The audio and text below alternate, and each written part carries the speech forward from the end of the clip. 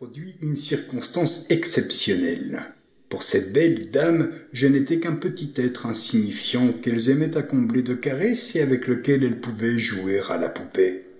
L'une d'elles, surtout, une ravissante jeune femme blonde, ayant une épaisse et magnifique chevelure comme je n'en ai jamais vu et comme je n'en rencontrerai certainement plus jamais de pareille, semblait s'être jurée de ne pas me laisser tranquille.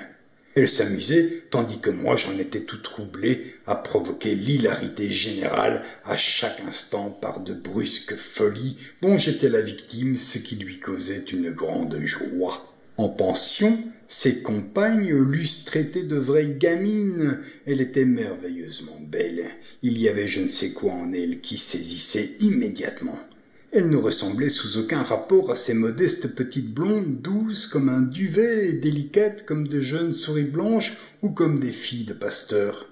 Elle était petite et grassouillette, mais son visage modelé à ravir était du dessin le plus délicat et le plus fin. Comme le feu, elle était vive, rapide et légère. Parfois, le reflet d'un éclair passait sur son visage. Ses grands yeux francs, brillants comme des diamants, lançaient alors des étincelles. Je n'aurais jamais échangé de pareils yeux bleus contre des yeux noirs, fussent-ils plus noirs que ceux d'une Andalouse. Vrai Dieu, ma blonde valait bien certaines brunes, chantée jadis par un grand poète qui avait juré en vers excellents être prêt à se faire rompre les os pour toucher seulement du doigt le bout de sa mantille.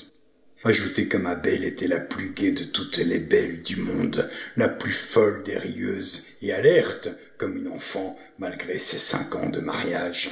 Le rire ne quittait pas ses lèvres, fraîches comme une rose qui aurait à peine entr'ouvert aux premiers rayons du soleil ses pétales rouges et parfumés et garderait encore les grosses gouttes de la rosée matinale.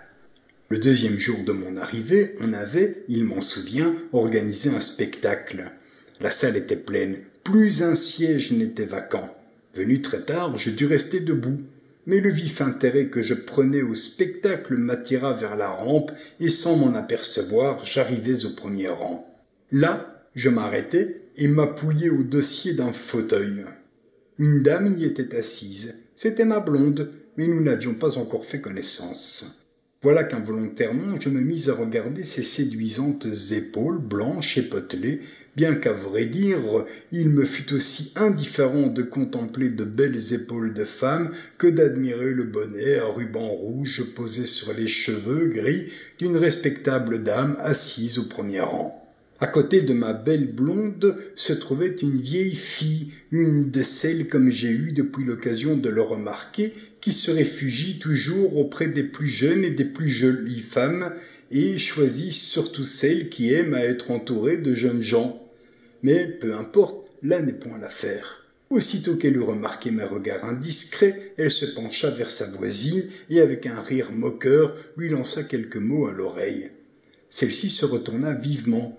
Je vois encore les éclairs que ses yeux ardents lancèrent de mon côté. Moi, qui n'y attendais guère, je frissonnai comme au contact d'une brûlure. La belle sourit. « Cette comédie est-elle de votre goût ?» me demanda-t-elle en me regardant fixement d'un air railleur et malicieux. « Oui, répondis-je, la contemplant toujours avec une sorte d'étonnement qui semblait lui plaire. « Pourquoi restez-vous debout? Vous allez vous fatiguer. Est-ce qu'il n'y a pas de place pour vous? »« C'est que précisément il n'y en a plus, lui répondis-je, plus soucieux alors de me tirer d'embarras que préoccupé de son regard étincelant.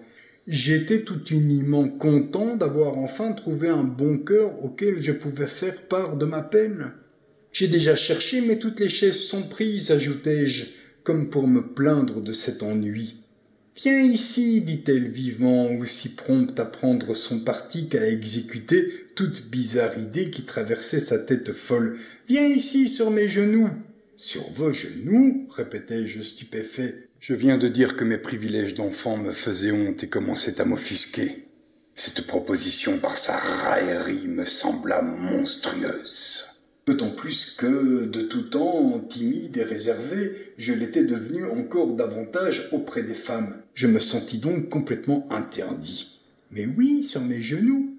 Pourquoi ne veux-tu pas t'asseoir sur mes genoux ?»